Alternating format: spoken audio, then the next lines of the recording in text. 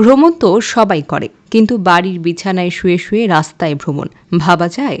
ভারতের পশ্চিমবঙ্গের মুর্শিদাবাদের বাসিন্দা নবাব শেখ প্রায় ১.৫ বছরের পরিশ্রমে এই খাট গাড়িটি বানিয়েছেন, যা নেট দুনিয়ায় ব্যাপকভাবে আলোচিত। তবে ভাইরাল চাকার বিছানা নিরাপত্তার কারণ দেখিয়ে নিষিদ্ধ করেছে পুলিশ। ঘটনার সূত্রপাত হয় ঈদের দিন। চাকার বিছানা কেমন চলছে তা মূলত দেখতে বেরিয়েছিলেন নবাব শেখ।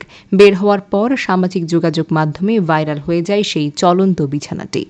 মুর্শিদাবাদ ডোমকল থানা কর্তৃপক্ষ জানিয়েছে, মোটর ভেহিকলস আইন অনুযায়ী কোনো গাড়িকে এভাবে বদলে ফেলে চালানোর অনুমতি ছিল না অভিযুক্ত নবাব শেখের।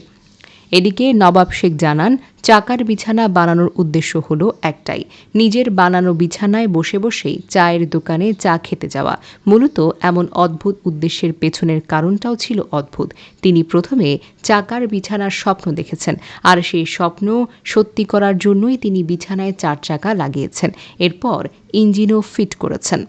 চলন্ত বিছানা বানানোর জন্য প্রায় ১.৫ বছর ধরে ২,১৫,০০০ টাকা খরচ করেন। একে একে ইঞ্জিন, স্টিয়ারিং, তেলের ট্যাঙ্ক এবং স্থানীয় একটি গাড়ি সরানোর কারখানা থেকে একটি গাড়ির খাঁচাও কেনেন তিনি। বিছানায় ৮০০ সিসি ইঞ্জিন লাগানো হয়েছে। এছাড়াও মারুতি ওমনি গাড়ির চেসিস ব্যবহার করা হয়েছে।